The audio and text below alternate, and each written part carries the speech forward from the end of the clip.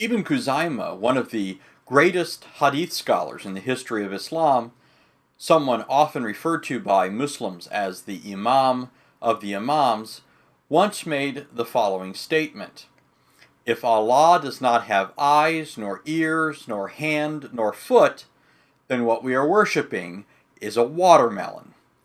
Ibn Khuzaimah said this because, according to him and what scholars refer to as the early traditionist school of Islam, fidelity to the Islamic sources, which teach that Allah has shape and form and so forth, demands that such terms be understood according to their apparent meanings, or literal sense. If early Muslims like Ibn Khuzaimah are right, then popular Muslim arguments against the incarnation, which is usually misrepresented as belief in a man who's been deified, actually need to be redirected to the original teachings of Muhammad and his pagan followers. After all, according to the Orthodox Christian doctrine of the Incarnation, Christ is an eternally divine person who took upon himself, or into union with himself, a human nature in time, and as a result of that is one person with two natures, deity and humanity. But since Allah, according to the Quran and Hadith, never became incarnate, then the ascription to him of attributes like hand, feet, face, and so forth would have to apply to his allegedly eternal nature. To put it simply, if this earlier view is true, and over the course of several videos I'll argue that it basically is, then the Islamic deity is a man-god.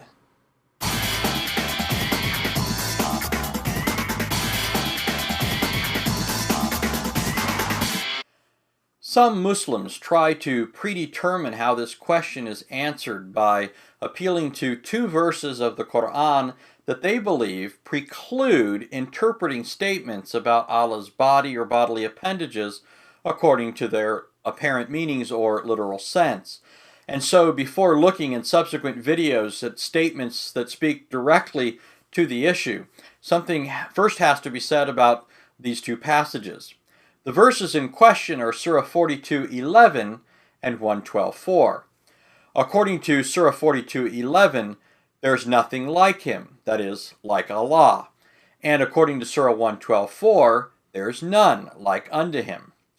Those who appeal to these passages tell us that they demand taking every statement in the Quran or in the Hadith that speak of Allah's face, fingers, foot, etc., no matter how clear, no matter how graphic such verses or narrations might be, in a figurative or allegorical way. For instance, Ibn al-Jawzi, a 12th century Muslim writing against predecessors in his own madhab or school of thought, made the following statement in an attempt to brush aside the large number of Quranic verses and Hadith narrations about Allah's anatomy. All these, even if their outward expressions suggest likening God with creation, yet what is meant by them is the affirmation of his existence. And since the law knows full well of the illusions that may arise in the hearts upon hearing them, it cut through these illusions by stating, "There is nothing like him." Quran 42:11. In other words, according to Ibn al-Jawzi, since Surah 42:11 says there's nothing like Allah, any passage that speaks of Allah's shape, form, face, and so forth must be understood as affirming simply that Allah exists and not that he actually has the attributes ascribed to him.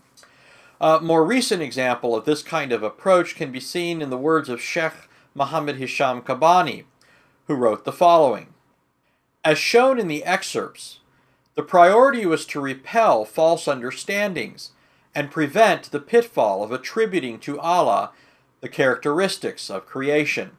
Again and again, the paradigm that is the entire foundation for understanding Allah and his attributes is there is nothing like him whatsoever."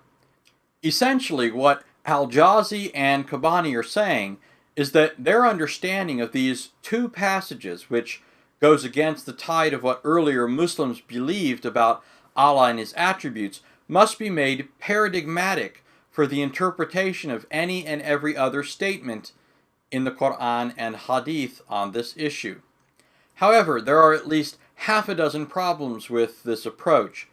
First, this approach arbitrarily assigns priority to two passages of the Quran over and against other passages, which essentially allows a person to ride roughshod over those other passages, no matter how clearly they might speak to the issue. But why give these two passages the priority rather than others? Second, this method is exegetically unsound, for as all good exegetes know, the possibility of misunderstanding what a couple of statements mean is greater than the possibility of misunderstanding the overall testimony of many clear statements. Third, and closely related to the previous problem, given that there are hundreds of statements about Allah having a face, hands, etc., as we'll see, the idea that two passages of the Quran speak clearly to this issue while hundreds of others do not contradicts the Quran's own claim that it's a clear book in which everything is exhaustively detailed or explained. This would mean, at least on this issue, most of the statements in the Islamic sources are unclear, and most of the detail that Allah gives is virtually useless. Fourth, this approach assumes in advance that the Quran is not equivocal or inconsistent in what it teaches, saying in one place what it contradicts in another. But this, of course, is question-begging, an elementary logical fallacy. Fifth, these passages are actually easy to explain in a way that perfectly comports with the idea that Allah is an embodied being. For instance, the statement in Surah 42:11 is simply saying that Allah is not one of a pair, that is, he doesn't have a mate. Notice the context in which the relevant statement appears in Surah 42:11.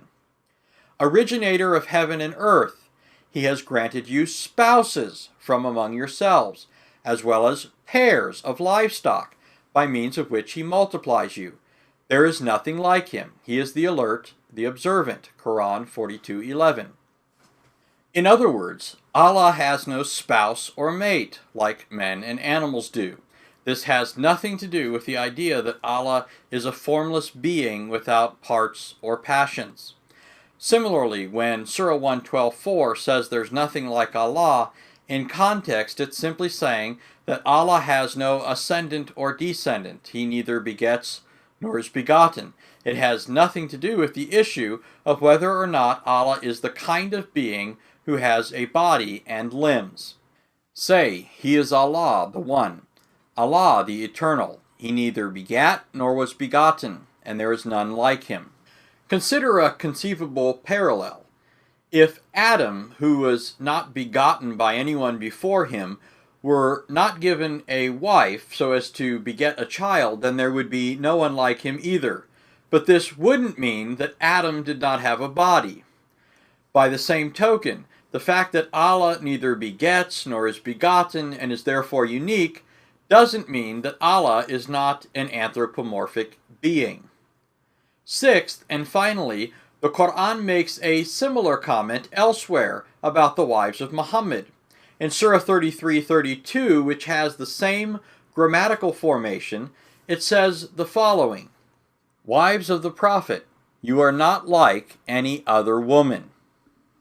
Obviously, the statement, you are not like any other woman, does not mean that Muhammad's wives didn't have bodies like other women.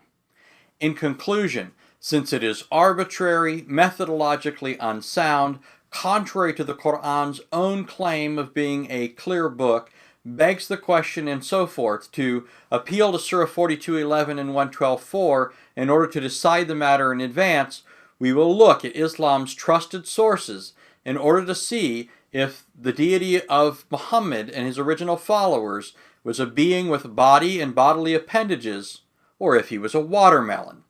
And just to give you a brief list of what we'll see in the Quran and Hadith, here's a foretaste. We will see that Allah has a shape, face, eyes, ears, two right hands, palms, fingers, fingertips, chest, waist, side, a shin, and a foot. We will also see that he has dimensions, mass, weight, for which reasons Allah is able to screen himself with a veil, live in a house, look out over a watchtower, plant trees, ascend and descend, run, shake hands, skim people's backs, and all of that is just skimming the surface.